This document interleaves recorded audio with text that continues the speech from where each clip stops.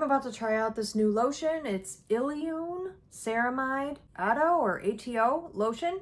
This was sent to me so I could try it out. It's mild moisturizing lotion that strengthens the skin moisture barrier and provides soothing effects.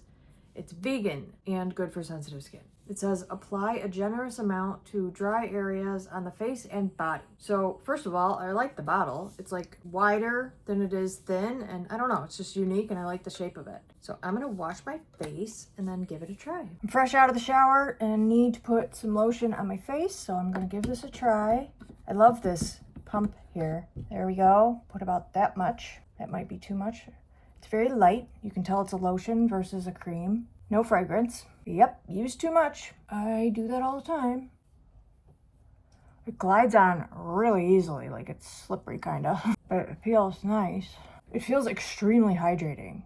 Like I really do feel like I just gave my face a giant drink of water. Okay, so I'm gonna let it soak in a little bit and see if I could do my makeup nicely over it. This is also for body, so I'm gonna put some on my elbow and some of the other drier spots on my body. Okay, I just did my makeup, not a lot, but just my daily, not really going anywhere makeup, and it went on just fine after using this.